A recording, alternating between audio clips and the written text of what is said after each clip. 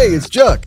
We are not bemoaning the noon kickoff. We are now owning it. It's a badge of honor. We're the lunatic fringe that defines our coach's legacy when it comes to this game. They don't get to define that outside the family. We're cut from a different cloth for Ohioans. He's got it all, man. He's even got the jaw. You know the jaw. You see that jaw and you're just like, yeah, man, that's a dude. Do I want Michigan to beat Oklahoma? No way in hell. I don't know what world I'm living in. This is insane to me. And if you saw my outburst, I apologize. It's showtime now. It is showtime, and welcome to Juck on Bucks as we convene tonight for another announcement. We've got a decision to be made. We had one yesterday. Did not go our way as Kalen Bailey decided to choose the Colorado Buffaloes over the Ohio State Buckeyes. And when someone makes a decision like that, best of luck to him, buddy. That's all you can say.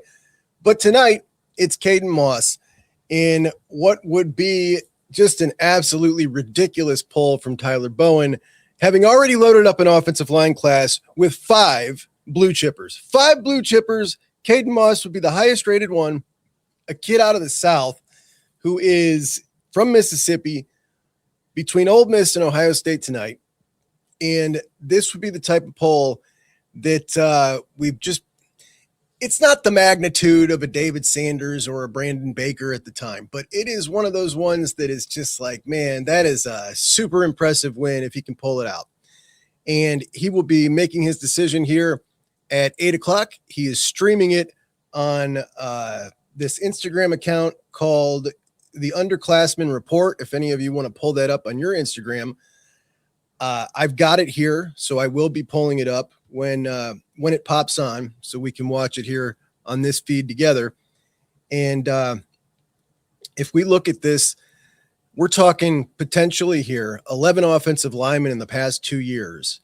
And of those 11 offensive linemen, I've got it together here. We can just take a look here of what this would look like in these 2 classes, starting with Kaden Moss, the number 43 overall player. And they're mixed in by years here. This is just the two class crew of 26 and 27. If this comes to fruition tonight, the 43rd overall player in the country, Kaden Moss, Sam Greer, the 57th overall player, Kellen Weimer, number 70. I expect that to climb.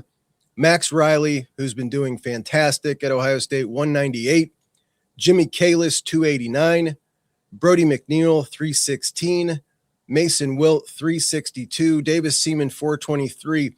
That is 8 blue chippers in 2 cycles to add along with Tucker Smith, who is a guy that Tyler Bowen went all the way down to Arizona for, a 3-star. Now, you can find a lot of 3-stars between Columbus and Arizona. There's a reason he went all the way down there to get him. He doesn't think he's a 3-star. And I'm with him on that one when it comes to Tucker.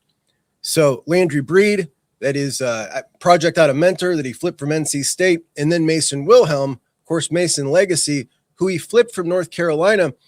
And Mason looked fantastic this spring, way developmentally below where he should be for coming out of high school. So we're talking about an absolute crew, man, just an absolute crew in 2 years' time.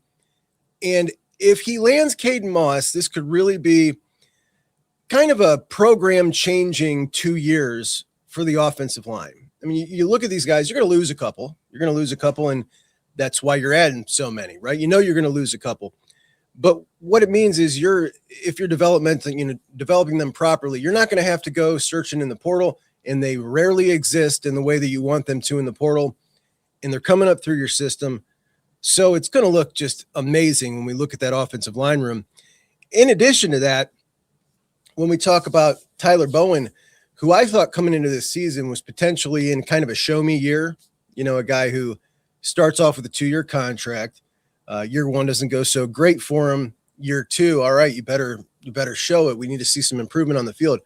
It's almost to the point where when we look at this, if you were able to pull Kaden Moss, where you would almost say last year you bring in Marcus Johnson and Charlie Dickey to assist him in the offensive line coaching. Marcus Johnson goes to Arkansas. Charlie Dickey's still there. It's almost like if things don't go as good as you would want on the offensive line this year, you would maybe bring in someone in different than Charlie Dickey and and keep him on as the offensive line coach, because this right here, you can't give up. You can't give this up. Josh says, what's your outlook for Sam Greer? Love the show. My favorite Buckeye show. Thanks, buddy. Appreciate it. I think Sam Greer is an absolute dog. I think he's a future NFL guy. And there's no doubt about it. What I love most, I think, about Big Sam is his attitude. He's just nasty. He's mean. He's nasty. He enjoys there's so many, and I say this often when I talk about big guys.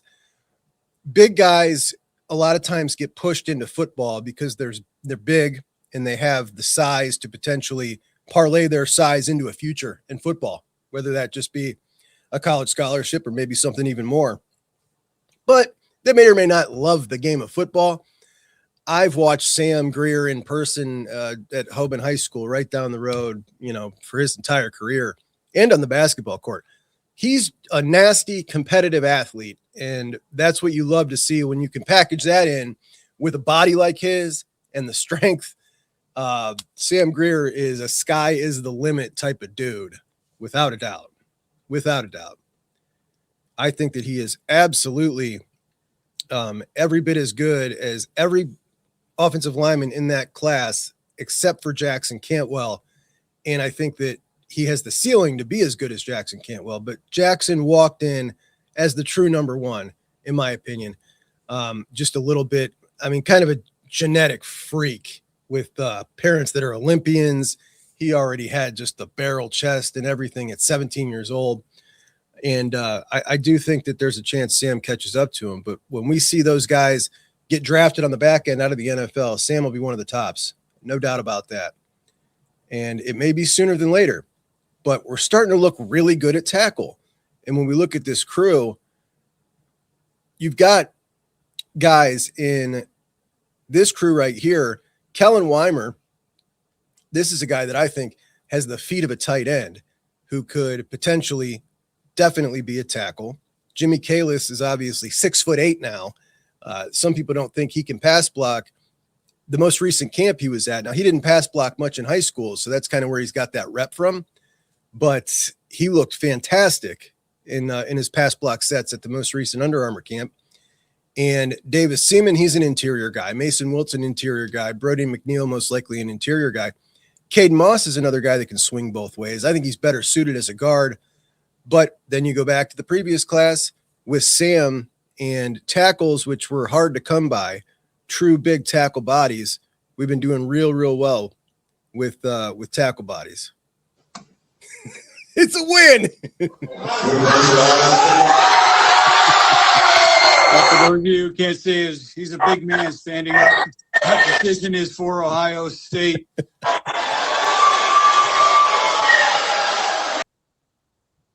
Boom, baby.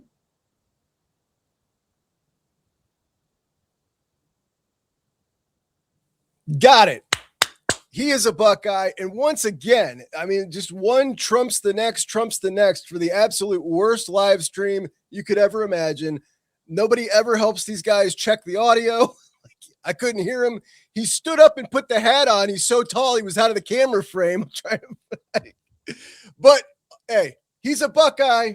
Tyler Bowen has done it in one of the more impressive recruitments we've seen, I'd say, since Matt Guerrieri pulled Blaine Bradford out of Baton Rouge, Louisiana.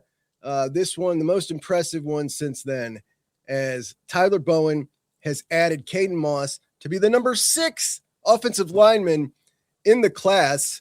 And it is one hell of a class as we go through each one of these guys committed in this Ohio State offensive line class, starting with Ohioan Mason Wilt, 4-star, Kellen Weimer, 4-star, Brody McNeil, 4-star, Jimmy Kalis, 4-star, Davis Seaman, 4-star, and now our man, Kaden Moss, in the class, an ESPN 5-star kid, the number 8, 4, and 8 at his position in the country. And at 6'4.5", 230, he is a big bruiser of a man.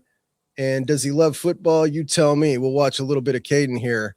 This is an offensive lineman with ridiculously quick feet, strong hands, finishes blocks, and he really understands angles.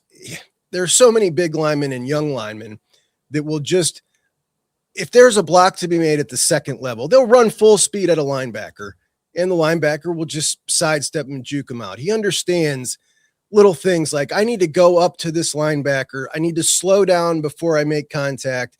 I need to get myself between him and my ass where the ball's going. He understands. He's taken well coaching clearly, and you could see he's an absolute mauler and a guy that clearly plays with a ton of aggression, a ton of intensity. But the feet to me are just like next level. It's all about the feet here for him. The dude is an excellent athlete. I mean, this is the type of kid who, like Sam Greer, probably could have been a really good basketball player. Look at those feet. Look at that. Look at the eye situational awareness there. It's great stuff. Total stud, man. Total stud. Tyler Bowen gets him one, and congrats to him. So great stuff, man. Fantastic stuff. It's the class now with a pile of offensive linemen, 6 of them. You might have a quarterback, you might not. We'll find out soon. I talked to Brady today, basically said, look, I'm surprised. I expected that you would come out of this visit at Ohio State. They would say all the right things and make you feel good, and then you would shut it down. And he was like, it was great. It was better than you said. It was the best one I had. It was the best official I had. I'm just making sure that it's the right decision for me. All right. Well, we're ready to find out, Brady. We're ready to find out. Of course, Jameer Brown is locked in. Tomorrow night, we will reconvene here at 5:30, and we will find out, or at 5, we'll find out if Blake Wong is going to join Jameer Brown as the second wide receiver in that class, or if he, in fact, will be going to BYU. Talk to Blake about that, and the things he loves about Ohio State is what he's always loved about Ohio State. It's the most competitive place in the country. It's where he's always wanted to be. It's been always goal number one, to be able to come to Ohio State, compete with the best, for the best. And he knows that he can be developed better at Ohio State than anywhere else. But he also believes, because of his work ethic and because of his talent, that he can be developed anywhere he goes. And at BYU, he knows the entire coaching staff. He's very close with the entire coaching staff. From a cultural standpoint, it is just perfect for him. Of course, he is LDS. BYU is a Mormon school, so you got that part. But he also said that Coach Devin Jordan and Coach Hankton are 2 guys that are family-first guys who put faith first. So I also feel a real strong connection to them on that level. So coming down to it, tomorrow at 5, if I had to guess now, based on my conversation with him, I would guess he's leaning BYU by a smidge, but I don't think it's over. I think this is one that Cortez Hankton could potentially swing in the late final hours of this one, knowing that this is where he always wanted to be, was Ohio State. He wasn't talking about BYU as a sophomore in high school. He wasn't going to BYU to try to earn that dream offer. He was coming to Ohio State. So Hankton has the ability. We'll see if he can get it done and get Blake Wong. But tonight, as we wrap it up, Kaden Moss going to be a Buckeye, a big old boom for Tyler Bowen, a huge boom for our Bucks in this class of 2027. And now we'll see if we can add to that wide receiver room tomorrow. I do appreciate you all so much for joining me. Go Bucks.